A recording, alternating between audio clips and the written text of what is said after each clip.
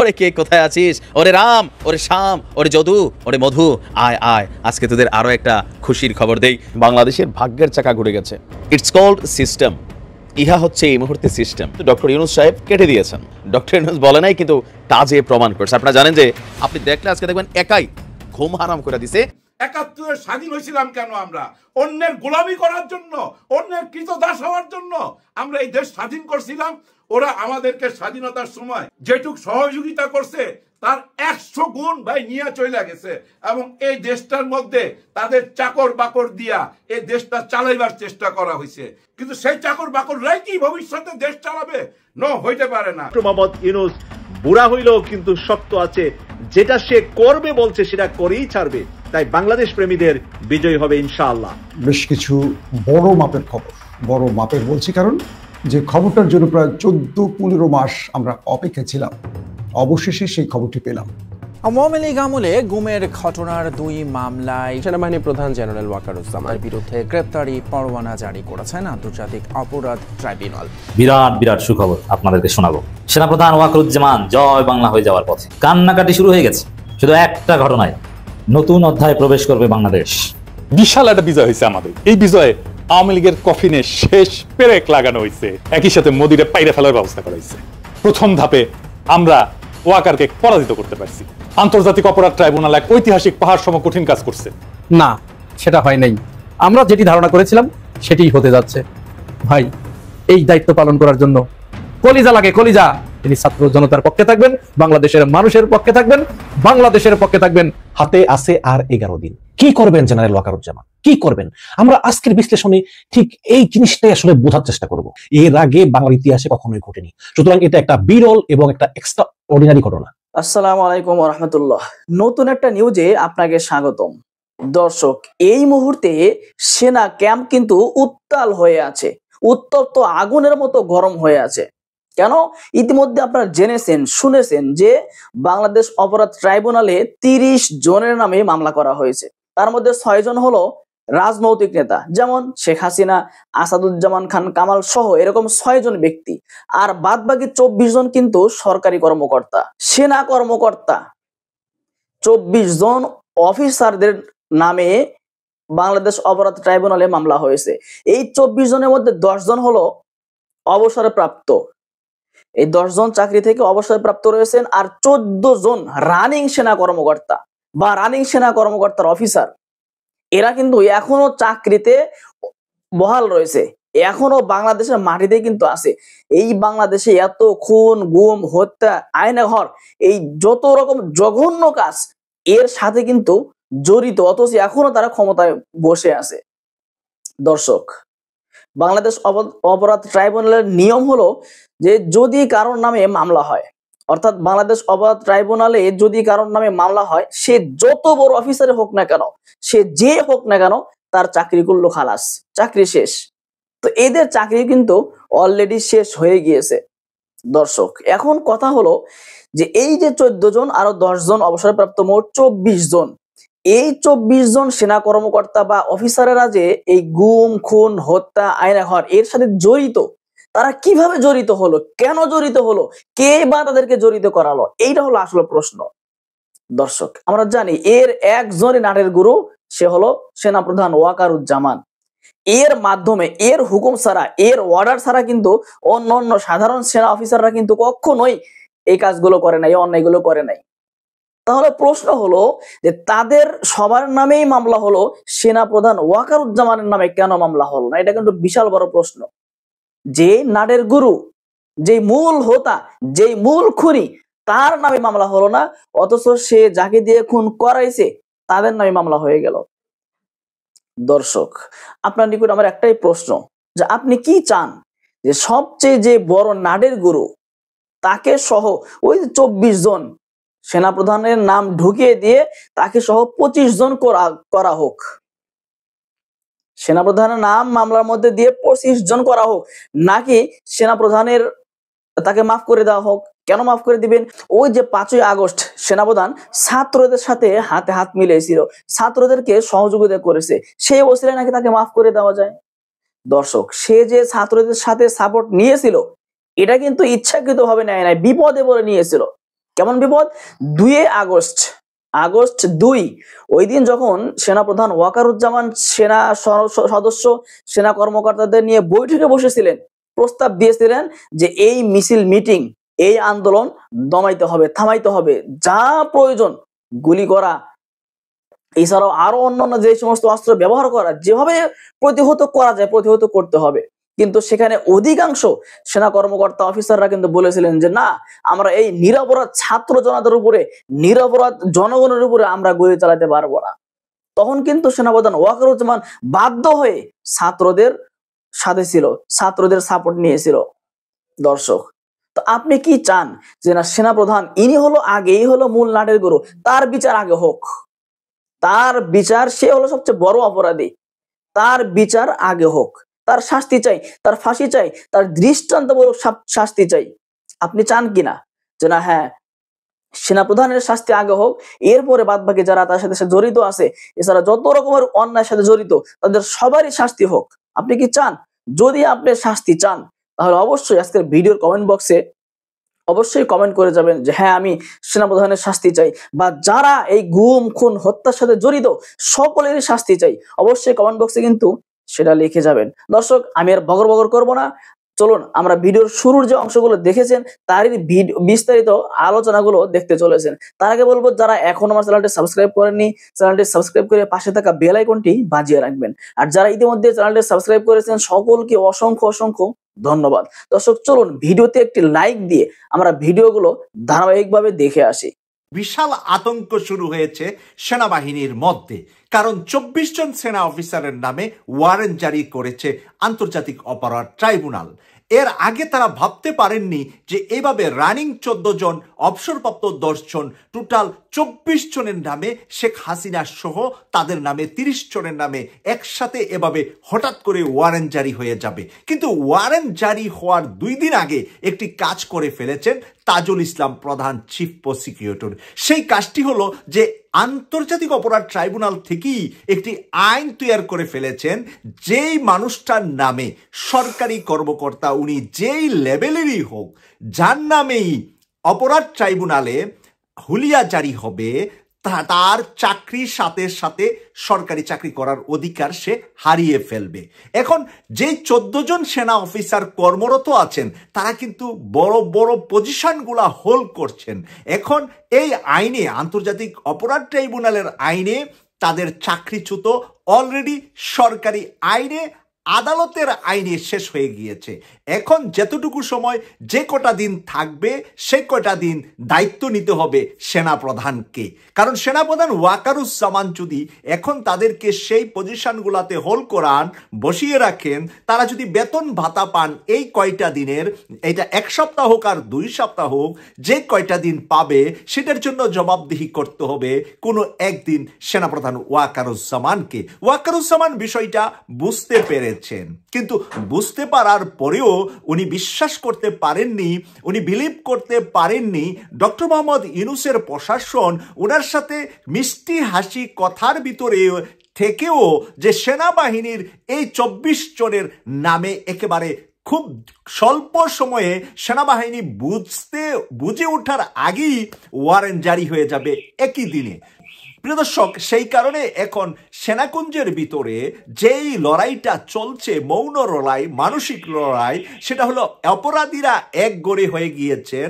আর যারা জুলাই যোদ্ধাদের পক্ষে ছিলেন, যারা বলেছিলেন 2 অগাস্ট 2024 যেই সেনা অফিসাররা এই জেনারেল ওয়াকারুজ্জামানের মিটিংয়ে এসে বলেছিলেন আমরা কোনো নিরপরাধ বাংলাদেশের মানুষের গায়ে গুলি চালাতে পারবো না, সেই কথা বলার পরে সেই স্টেজে যে দৃশ্যটা দেখেছিলেন ওয়াকারুজ্জামান, যেখানে মোনাজাতে আমিন আমিন বলেছিলেন ওয়াকারুজ্জামান, সেখানে সেই দৃশ্যের কারণে আজকের এই প্রেক্ষাপটে, আজকের এই সময়ে ওয়াকারুজ্জামান বড় ধরনের চিন্তা, দুশ্চিন্তায় আছেন। কি করে আগামী দিনগুলা এই আন্তর্জাতিক অপরাধ ট্রাইব্যুনালের মুখোমুখি হবেন। যে বাহিনীর জন্য আমরা হাজার হাজার কোটি টাকা খরচ করি, আমাদের ট্যাক্সের টাকায় যারা বেতন পায়, আমাদের ট্যাক্সের টাকায় যারা অট্টালিকায় থাকে, প্রাসাদ গড়ে, যাদের সন্তানরা ভালো স্কুলে পড়ে, যারা ভালো রেশন পায়, যারা এসিতে চলে, আর আমরা রোদে ঘামে কষ্টে আমাদের অর্জিত সেই ট্যাক্স দিয়ে তাদেরকে পালি। আমরা দেশের মালিক, তারা দেশের পাহারাদার। কেন আমরা তাদেরকে এই দায়িত্ব দেই? আমরা শান্তিতে ঘুমাবো, তারা দেশ এবং জনগণকে পাহারা দেবে, তাই তো? কিন্তু যদি গল্পটা হয় ভিন্ন, অর্থাৎ আমরা আমাদের শত্রুদের ভয়ে নয়, আমার দেশপ্রেমিক বাহিনীর ভয়ে তটস্থ থাকবো। কখন গভীর রাতে আমার ঘরের দরজায় কড়া নাড়বে, কখন একটি কালো গ্লাসের গাড়ি এসে আমার মুখ চেপে ধরে আমাকে অদৃশ্য স্থানে নিয়ে যাবে, তারপর আমার মাথায় বালিশ ঠেকিয়ে 2 রাউন্ড ঢুকিয়ে দেবে, আমার বুকটা চিড়ে আমার পায়ে ইট বেঁধে সুন্দরবনের কোনো নদী কিংবা বুড়িগঙ্গা অথবা মুন্সিগঞ্জ অথবা ঢাকার নিকট কোনো নদীতে আমাকে ডুবিয়ে দেবে। এই দৃশ্যগুলো গত 16 বছর ঘটেছে বাংলাদেশে।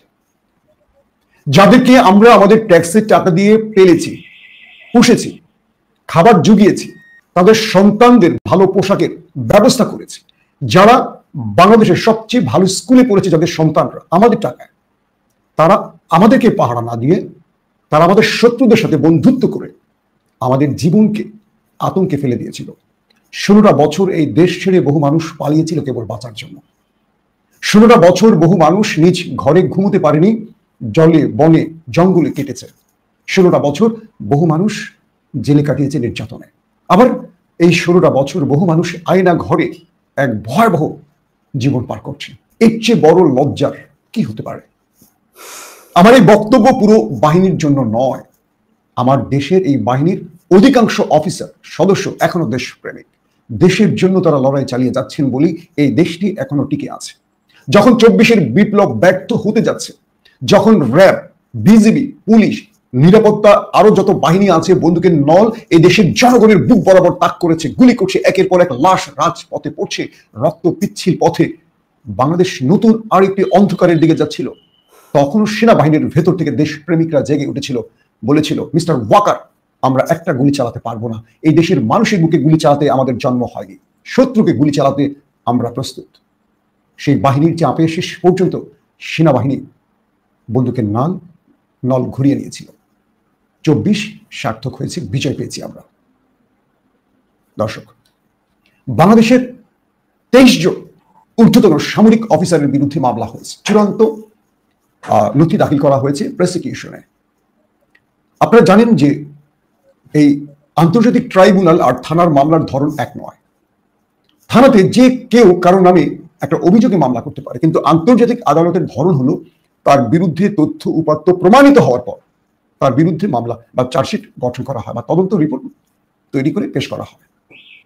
বাংলাদেশের স্বাধীন হওয়ার পর 54 বছর পর গত 16 বছরে হাসিনার রেজিমের পাপের বোঝা এত ভারী হয়েছে যে আমাদের 23 জন বাহিনীর সর্বোচ্চ পজিশনের ব্রিগেডিয়ার জেনারেল, লেফটেন্যান্ট কর্নেল থেকে শুরু করে কর্নেল থেকে শুরু করে ব্রিগেডিয়ার জেনারেল, তারপর রয়েছে মেজর জেনারেল, এরকম বহু বড় বড় সামরিক কর্মকর্তার নাম উঠে এসছে। কেবল একটি বাহিনীর সর্বোচ্চ গোয়েন্দা সংস্থা ডিজিএফআই 5 জন সদস্য এই মামলায় আসামি হয়েছে এবং প্রমাণ হয়েছে তারা এই অপরাধে অভিযুক্ত। যে ডিজিএফআই এর জন্য বিশাল বাজেট তৈরি করে রেখেছে সরকার, কেবল শত্রুর হাত থেকে এই দেশকে রক্ষায় তারা গোয়েন্দা তৎপরতা চালাবে, সেই ডিজিএফআই গত 16টা বছর শত্রুর হয়ে কাজ করেছে এই দেশের এবং দেশের জনগণের বিরুদ্ধে। এর চেয়ে বড় লজ্জা কিছু হতে পারে? আবার যারা এদেরকে রক্ষায় কাজ করছে, একবার চিন্তা করেন, যারা শপথ পড়ে, কোরআনে হাত দিয়ে শপথ পড়ে এই দেশ, দেশের মাটি এবং দেশের জনগণের জন্য তারা সর্বোচ্চ দায়িত্ব পালন করবেন, তারা কোরআনে হাত দিয়ে, আল্লাহর কোরআনে হাত দিয়ে যে শপথ করেছেন সেই শপথকে তারা ভঙ্গ করেছে, তারা শত্রুর হয়ে কাজ করেছেন। আমাদের ওপারের শত্রুরা লিস্ট তৈরি করে দিত, আর আমাদের এপারের দেশপ্রেমিক বাহিনীর ভেতরে থাকা শত্রুরা সিরিজ আমাদের এই দেশের গণতান্ত্রিকামী বা বিরোধী মতের মানুষকে হত্যা করেছে। বাংলাদেশের 27 গুরুত্বপূর্ণ ঊর্ধ্বতন সামরিক অফিসারের বিরুদ্ধে মামলা হওয়ার পর ক্যান্টনমেন্টে একটা ঝড় চলছে। বিভিন্ন সূত্র দাবি করছে সেনা প্রধানকে নিয়ে গুরুত্বপূর্ণ একাধিক বৈঠক হয়েছে ক্যান্টনমেন্টে। একটি পক্ষ যারা এই অপরাধের সাথে জড়িত, তারা ওয়াকারুজ্জামানকে চাপ দিচ্ছেন একটি সামরিক কূপ করার জন্য। তারা বলছেন প্রেসিডেন্ট শাহাবুদ্দিন চুপ্পু যেহেতু আমাদের লোক, তাকে দিয়ে চাপ দিয়ে সামরিক দেশের সামরিক বা জরুরি অবস্থা জারি করুন। ইউনূসের হাত থেকে ক্ষমতা কে নিন, আমরা আপনার সঙ্গে আছি। কে বলছে? সেনাবাহিনী, সেই পূর্বের ফ্যাসিস্ট রেজিমের দোসরা যারা এখনো বহাল তবিয়তে আছেন, গুরুত্বপূর্ণ পদে আছেন, তারা ওয়াকারুজ্জামানকে চাপ দিচ্ছেন। ওয়াকারুজ্জামান আসলে ভেবে পাচ্ছেন না তিনি কি করবেন। একদিকে তিনি দেশপ্রেমিক, সত্য কথা, অন্যদিকে তিনি আওয়ামী প্রেমিক। একদিকে তিনি ধার্মিক, অন্যদিকে তিনি তার অনুসারীদের রক্ষায় ব্যস্ত বা চিন্তা করছেন বাঁচাতে। কোনটা করবেন? সেনা প্রধানদের যতটুকু সাহস নিয়ে চেয়ারে বসতে হয়, কেন যেন মনে হয় ওয়াকারুজ্জামান সেই সাহসটা তার বুকে লালন করছেন না। তার পক্ষের লোকদের চাপ, পাশাপাশি দেশকে নিয়ে তাকে আবার চিন্তা করতে হচ্ছে। আমি ওয়াকারুজ্জামানকে পুরোপুরি দোষী করবো না, কিন্তু আমার বিশ্লেষণটা বুঝতে যদি আপনাদের কষ্ট হয়, একদম খোলামেলা বলি, ওয়াকারুজ্জামান দেশপ্রেমিক, কিন্তু আওয়ামীও প্রেমিক। দেশপ্রেমিক আওয়ামী প্রেমিক একসাথে চলতে পারে না। 2, ওয়াকারুজ্জামানের উপর ব্যাপক চাপ আসছে। আবার এই বাহিনীর মধ্যে যারা দেশপ্রেমিক তাদেরও চাপ আছে ওয়াকারুজ্জামানের উপর, খবরদার স্যার, কোনো জরুরি অবস্থা হবে না এবং কোনো খুনিকে আপনি রক্ষা করবেন না। একদিকে খুনিরা বলছে তাদেরকে রক্ষা করুন, আরেকদিকে বলছে দেশপ্রেমিকরা রক্ষা করবেন না। সেনাবাহিনীর মধ্যে পক্ষ এবং বিপক্ষে ব্যাপক তৎপরতা শুরু হয়ে গেছে। এগুলো ভেতর থেকে বিভিন্ন তথ্য আসছে অসমর্থিত সূত্রে, কনফার্ম সত্য কিনা আমি বলবো না। এই তথ্যগুলো আসতে শুরু করেছে, প্রচুর মেসেজ আসতে শুরু করেছে। গতকাল গভীর রাত পর্যন্ত মিটিং চলেছে ক্যান্টনমেন্টে, এমনও দাবি করছেন কেউ কেউ। বলা হচ্ছে যেই 23 জনের তালিকায় মামলা হয়েছে তাদের সংশ্লিষ্ট বিভাগগুলোর কাছে কাগজ চলে গেছে গ্রেফতারি পরোয়ানার, এবং এর মধ্যে 11 জন স্টিল গুরুত্বপূর্ণ পদে এখনো বহাল আছেন, মানে অবসরপ্রাপ্ত না, তারা রানিং দায়িত্ব পালন করছেন। 23 জনের মধ্যে 11 জন এখনো কর্মরত রয়েছেন রাষ্ট্রের গুরুত্বপূর্ণ জায়গায়, এবং এরাই চেষ্টা করছেন পর্দার অন্তরাল থেকে একটা বড় কিছু করতে। এবং এদেরকেই প্রতি মুহূর্তে ওপার থেকে ডিরেকশন দেওয়া হচ্ছে কি করতে হবে। বাংলাদেশের ভেতরে একটা বিপর্যয় ঘটাতে চাইছে ওপার থেকে এজেন্সিগুলো, আর সেই এজেন্সির বার্তাগুলো বহন করছে সেই ফ্যাসিস্ট রেজিমের অফিসাররা।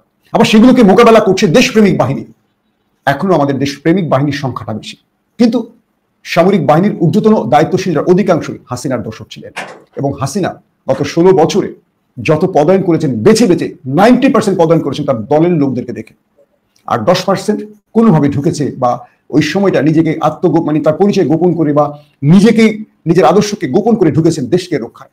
আমি সরকারকে আজকে একটা অনুরোধ করতে চাই, বাংলাদেশ সরকারকে।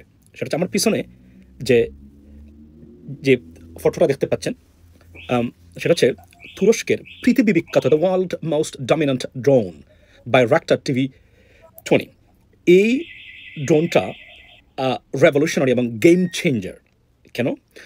এটা একটানা 27 ঘন্টা আকাশে উড়ে 25,000 ফিট উপর থেকে এটা একদম লেজার গাইডেড আপনার অ্যাটাক মানে করতে পারে, এবং smart, quiet, it can elude radar system, অর্থাৎ রেডার সিস্টেমটাকে, অর্থাৎ রাডার যেটাকে আমরা বলি বাংলাতে, সেটাকে ফাঁকি দিয়ে মানে আক্রমণ করতে পারে।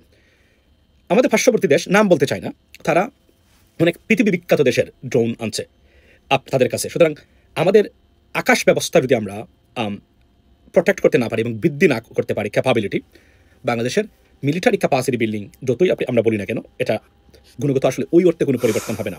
কেননা বর্তমান যুদ্ধ শুধু ফাইটার জেটসের ভিতরে সীমাবদ্ধ নয়, ড্রোন একটা রেভলিউশনারি এবং রিমার্কেবল পরিবর্তন বা part of the war right now. For example, এই সেই তুরস্কের বিখ্যাত আপনার ড্রোন বাইরাক্টার TV, যা আপনার তুরস্ক ইউক্রেনকে প্রোভাইড করতেছে বর্তমান যে যুদ্ধে, যে কারণে রাশিয়া রীতিমতো হিমশিম খাচ্ছে। রাশিয়ার মতো পরাশক্তি দেশ এই ইউক্রেনের মতো একটা দেশের সাথে যুদ্ধে। সো আমার সরকারকে অনুরোধ, পার ড্রোন পার ইউনিট যদি আমরা বলি সম্ভবত 10 কোটি টাকার মতো পড়বে। প্রয়োজনে প্রবাসীরা, আবার বলছি, এগুলো প্রোভাইড করবে লোন হিসাবে, সাহায্য হিসাবে। বাংলাদেশের প্রবাসীরা দেশপ্রেমিক, তারা বদ্ধপরিকর। সরকারকে আমার বিনীত অনুরোধ, এই প্রথম একটা অনুরোধ করতে যাচ্ছি সরকারকে, এই ড্রোনটা বাংলাদেশ চাইলেই তুরস্ক এটা প্রোভাইড করবে, সবাইকে করবে না। ভারতের প্রস্তাবে তারা রিজেক্ট করেছে, তারা ভারতকে এটা সরবরাহ করবে না, যার কারণে ভারত ভেরি ক্ষুব্ধ, ভেরি অ্যাংরি উইথ আপনার টার্কিশ গভর্নমেন্ট। বাট বাংলাদেশ চাইলেই এটা সম্ভব, এবং এইটা যদি আনা হয় তাহলে বাংলাদেশ এই অঞ্চলের জন্য বাংলাদেশের আকাশ প্রতিরক্ষা ব্যবস্থা এবং আকাশ মানে অর্থাৎ এয়ারফোর্স মানে অন্য ধরনের শক্তিশালী অবস্থানে চলে যাবে। সুতরাং আমি সরকারকে অনুরোধ করবো, যে কোনভাবেই হোক এটা উইদিন দ্য রিচ, বিকজ তুরস্ক সবাইকে দিবে না, কিন্তু বাংলাদেশ চাইলেই সেটা দিবে। এবং গুম হারাম করতে চান শত্রুপক্ষের, please bite, money is available, কারণ পয়সা কোনো ব্যাপার না। মনে রাখবেন, বিগত সরকার $234 বিলিয়ন পাচার করেছে, এবং এর একটা ফ্র্যাকশন যদি বাংলাদেশ মানে সামরিক খাতে, শিক্ষা, স্বাস্থ্য খাতে ব্যয় করতে পারে, বাংলাদেশ, সিঙ্গাপুর এবং পৃথিবীর অন্যতম না হলেও এই অঞ্চলের একটি শক্তিশালী দেশ হিসেবে আবির্ভূত হতে পারে, যা কোনো বিকল্প বাংলাদেশের হাতে নেই। আগামী 15ই অক্টোবর সংসদ ভবনের দক্ষিণ প্লাজায় জুলাই সনদ স্বাক্ষরিত হবে। অনেক ভারতীয় দালালরা সেদিন ল্যাংটি পরে, ধুতি পরে ভারতের দিকে, ভারতীয় হাইকমিশনের দিকে দৌড়াবে। ইতিমধ্যে দৌড়াদৌড়ি শুরু হয়ে গিয়েছে। যত দৌড়াদৌড়ি করুক না কেন, ডক্টর মোহাম্মদ ইউনূস বুড়া হইলেও কিন্তু শক্ত আছে। যেটা সে করবে বলছে সেটা করেই ছাড়বে। জুলাই সনদ স্বাক্ষর করতে আসবে বাংলাদেশের রাজনৈতিক দলগুলা। যদি কেউ না আসে, যদি কেউ না আসতে চায়, তখন কি হবে? এই জুলাই সনদ যারা স্বাক্ষর যদি কেউ করতে না চায়, জনগণের কাছে ফেব্রুয়ারি কেন, আরো 10 বছর পরে ফেব্রুয়ারিতেও নির্বাচনে প্রার্থী হয়ে ভোট চেতে যেতে পারবে না। কারণ বাংলাদেশের জনগণ 15ই অক্টোবরের পরে বুঝে ফেলবে কারা ভারতীয় দালাল আর কারা বাংলাদেশ প্রেমী। তাই বাংলাদেশ প্রেমীদের বিজয় হবে ইনশাআল্লাহ। আমাদের ওয়াকার সাহেব ভালো ছাত্র, আমি যেটুক জানছি, যেটুক শুনছি, উনি ভালো ছাত্র। উনি আর্মিতে আসছেন। উনি সফল হলেন কিভাবে, আর্মি চিফ হলেন কিভাবে, এটা আমরা ধৈর্যই নিতে পারি। প্রধানমন্ত্রীর ফুফাতো বোনকে উনি বিয়ে করছে, তার মানে এই যে উনি আর্মি চিফ হয়েছে, ওনার যতই নিজস্ব গুণ থাকুক না কেন, আমরা দুয়ে দিয়ে চাই মিলেই নিতে পারি ওনার বইয়ের হাত আছে ওনার এই সফলতার পিছনে, এই কামিয়াবের পিছনে। নাকি ভাই ভুল বললাম নাকি? যাই হোক, একটা টাইমে ওনার জ্যাঠাস মানে ওনার ওয়াইফের বড় বোন, ফুফাতো বড় বোন শেখ হাসিনা, উনি একটা বিপদের সম্মুখীন হইল। কিভাবে বিপদে পড়ছে এটা আমরা জানি, উপরালাই উনাকে ফালাইছে। কিন্তু ওই বিপদের সময় ওনাকে সেফ এক্সিট দিয়ে দিল কে? হেলিকপ্টারে কইরা কে পাঠায় দিল? জনাব ওয়াকার সাহেব। ওনার অনুমতি ছাড়া তো আর যাইতে পারে নাই, কারণ ওই পাইলটের কোনো ক্ষমতা আছে হেলিকপ্টার নিয়ে উড়বে শেখ হাসিনাকে যদি উনার পারমিশন না পায়? আবার যে দেশে আপনি যাবেন ওই দেশেরও তো একটা পারমিশন লাগবে। তাহলে আপনি ওই দেশের চিফের সাথে আলাপ করছেন যে আমরা শেখ হাসিনাকে পাঠাইতেছি, অথবা তারা ফোন দিছে যে শেখ হাসিনাকে তাড়াতাড়ি পাঠাইয়া দাও। কিন্তু প্রশ্ন হইলো, আপনি কেন উনাদের কথা শুনলেন? আপনার তো আইনের আশ্রয় নেওয়া উচিত ছিল, পুলিশ ডাইকে অ্যারেস্ট করাই দিতেন, অথবা আপনি অ্যারেস্ট কইরা ক্যান্টনমেন্টে নিয়ে চলে যাইতেন। মিডিয়ার সামনে আইসা যদি আপনি বইলা দিতেন যে শেখ হাসিনা এখন গ্রেফতার আমাদের হাতে, আপনারা শান্ত হন, নিশ্চয়ই জনগণ সেটা বিশ্বাস করত এবং মাইনাও নিত আমি মনে করি। কিন্তু সেটা না কইরা এই যে উনাকে পাঠাই দিলেন, এটা তো একটা বেআইনি কাজ হইল, তাই না? যে আপনি একজন অপরাধীকে দেশ থেকে যাওয়ার সুযোগ কইরা দিলেন। তারপরও কিন্তু আমরা জনগণ, এই আম পাবলিক সেটা মাইনা নিছি, কারণ আপনি মিডিয়ার সামনে আইসা বলছিলেন প্রত্যেকটা হত্যাকাণ্ডের বিচার হবে এবং সবাইকে আপনি শান্ত হইতে বলছিলেন, সবাই আপনার কথা বিশ্বাস করছে। কিন্তু এরপর দেখা গেছে 625 জন, হ্যাঁ সংখ্যাটা বোধহয় 625 জন হবে, ওরা ক্যান্টনমেন্টে আশ্রয় নিল। ওরাও কিন্তু অপরাধী তখন, কিন্তু ওই অপরাধীরা দেশ ত্যাগ কইরা চইলা গেল নিরাপদে, এবং নিরাপদে তারা বিদেশে যায়া ওরা ওইখানে দল পাকায়া অফিস টফিস ভাড়া নিয়া আবার এই দেশে অস্থিরতা চালাইতেছিল। সবই তো আপনি জানেন, যেহেতু আপনি আর্মির চিফ, আপনি না জানার কোনো কথা না। দেখেন 5ই আগস্টে যে ভাষণটা আপনি দিছিলেন, সেই ভাষণের ঠিক 6 মাস পরে আপনি আবার এসে একটা বক্তব্য রাখলেন যেটা অনেক ভাইরাল হয়েছিল। আপনার শরীরের অঙ্গ ভঙ্গি নিয়েও অনেক কথা উঠছিল। আপনি যেভাবে বলছিলেন, but if full stop, enough is enough, অর্থাৎ আপনি সেদিন বুঝাই দিয়েছেন আমাদেরকে বিডিআর হত্যাকাণ্ড নিয়ে বেশি কথা বলা যাবে না। আপনি বুঝাই দিয়েছেন আয়না ঘর নিয়ে বেশি কথা বলা যাবে না। আর আয়না ঘরে যখন ডক্টর ইউনূস স্যার বিদেশি সাংবাদিকদের নিয়ে গেছিল, এবং এর মধ্যে ভারত থেকেও সাংবাদিক আসছিল, সবাইকে নিয়ে যখন আয়না ঘর দেখতে গেছিল, ওই আয়না ঘরের কি অবস্থা আমরা দেখলাম। আয়না ঘর ছিল না, রং টং কইরা সব ঠিকঠাক কইরা ফালাইছেন। ছোট ছোট রুমগুলা যে ছিল ওইগুলোর ভাঙ্গা বড় করা হয়েছে, তারপরও অনেক আলামত পাওয়া গেছে। কিন্তু এই যে আয়না ঘরে রং দেওয়া হইলো, আয়না ঘরে রূপ চেঞ্জ করা হইলো, এগুলা কি আপনি জানতেন না? নিশ্চয়ই জানতেন। দেখেন তখনও পাবলিক আপনাকে মাইনা নিছে, আপনাকে বিশ্বাস করছে। আচ্ছা ঠিক আছে, এরকম ঘটনা হইতেই পারে, মাইনা নেই, আপনাকে সবাই কিন্তু বিশ্বাস করতেছিল, কিন্তু আমাদেরকে বারবার কিন্তু নক করতেছিল বিদেশ থেকে পিনাকি ভট্টাচার্য এবং আরো অনেকেই, যে না উনি ঠিক পথে নাই, উনি ভারতের সাথে হাত মিলাইতেছে, উনি শেখ হাসিনাকে ফিরায় আনতে চায়, উনি আইন কানুনের কোনো অবস্থার উন্নতি করতেছে না, দেশে অরাজকতা চলতেছে, এরকম অভিযোগ কইরাই যাইতেছিল। আমরা কিন্তু বিশ্বাস করতেছিলাম না। আপনি এর মধ্যে প্রধান বিচারপতির সাথে দেখা করলেন, আমাদের রাষ্ট্রপতির সাথে দেখা করলেন, ডক্টর ইউনূস স্যারের সাথে দেখা করলেন, কি আলাপ হচ্ছে এটা কিন্তু আন্দাজ কইরা অনেক কথা হয়েছে এ দেশে, তারপরও কিন্তু আমরা আপনার উপরে বিশ্বাস রাখছি। কিন্তু একটা টাইমে আইসা আপনি, আমার মনে হয় সে বিশ্বাসটা আর ধরে রাখতে পারলেন না। হ্যাঁ, সেই বিশ্বাসটা কি এখন আছে আপনার উপরে? নিশ্চয়ই নাই। কারণ কি জানেন? আপনি আইন অমান্য করছেন। হ্যাঁ, আইনে কি বলে ভাই, অপরাধী যেই হোক না কেন তাকে ধরতে হবে। আপনারা প্রধানমন্ত্রীকে জেলে ঢুকান নাই, তাহলে একজন আর্মি অন্যায় করলে কেন জেলে যাইতে পারবে না? হ্যাঁ, আপনারা চাইছেন আপনাদের ক্যান্টনমেন্টের আইনে বিচার করতে, কিন্তু আপনাদের ক্যান্টনমেন্টের আইনে কিভাবে বিচার করবেন? ক্যান্টনমেন্টের লাইফে আমার তো মনে হয় শুধু বাংলাদেশ কেন, পৃথিবীর কোন ক্যান্টনমেন্টের ভিতরে আয়না ঘর আছে কিনা আমার সন্দেহ ভাই। যদি কেউ জানেন আমার একটু জানেন। একজন সৈনিক যে দেশ রক্ষা করবে, দেশের মানুষকে রক্ষা করবে, সেই সৈনিক কিভাবে একজন মানুষের উপরে এত জুলুম করতে পারে? এই আয়না ঘরে আপনারা যে জুলুম চালাইছেন, এত বড় জুলুম কখন হয়তো জানেন?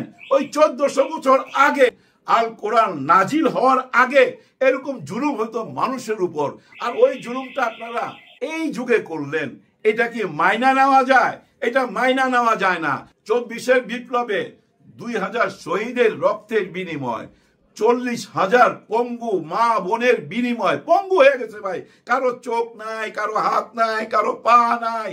আরে আহাজারি হাহাকার শুধু এখানেই থাইমা নাই। এই যে আয়না ঘরে গুম খুন হয়েছে ভাই, হাজার হাজার, সেই সব মা বোনের বুকের হাহাকার আপনি কি শুনতে পান নাই? আপনি কি বুঝতে পারেন নাই?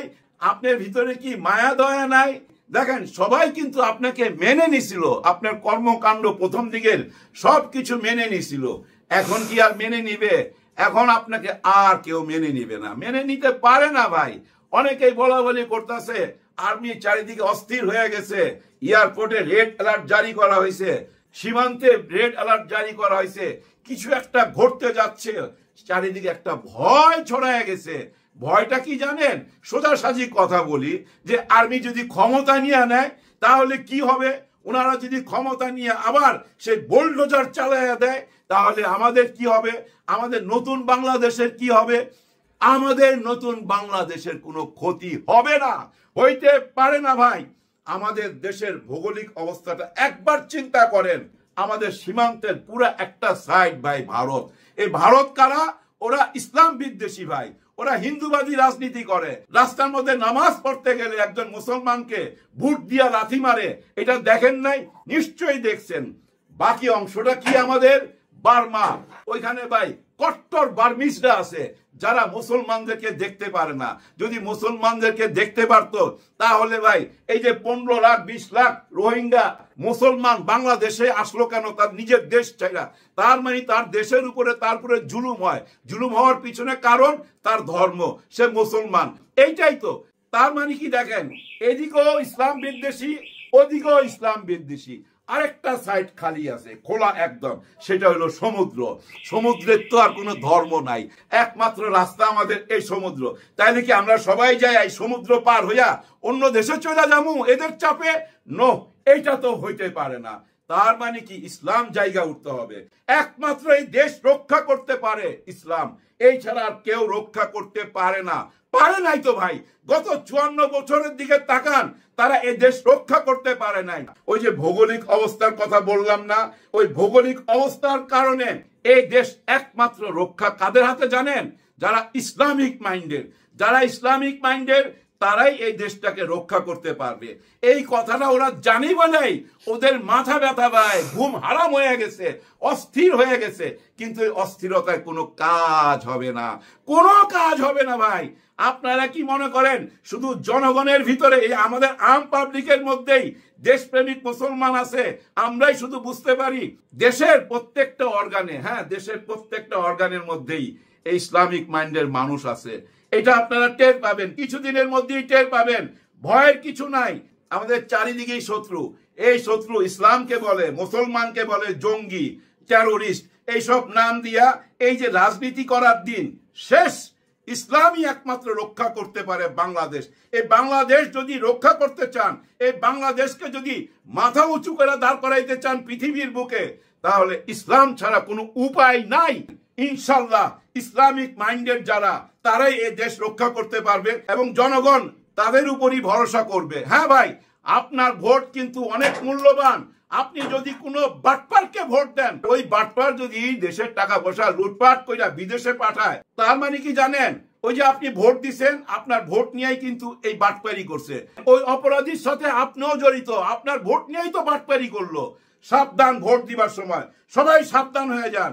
আমাদের দেশকে আমাদের বাঁচাইতে হবে। সবার জন্য সবাই দোয়া। এতক্ষণে আমাদের সাথে থাকার জন্য ধন্যবাদ। ভিডিওটি দেখেছেন, ভিডিওর বিষয়ে আপনার কোনো মতামত থেকে থাকলে অবশ্যই ভিডিওর নিচে কমেন্ট বক্সে আপনার মূল্যবান মতামত জানিয়ে যাবেন। আর যারা এখন আমার চ্যানেলটি সাবস্ক্রাইব করেননি, চ্যানেলটি সাবস্ক্রাইব করে পাশে থাকা বেল আইকনটি বাজিয়ে রাখবেন। দর্শক, সবাই ভালো থাকবেন, সুস্থ থাকবেন। আবারও দেখা হচ্ছে পরবর্তী কোনো ভিডিও নিয়ে।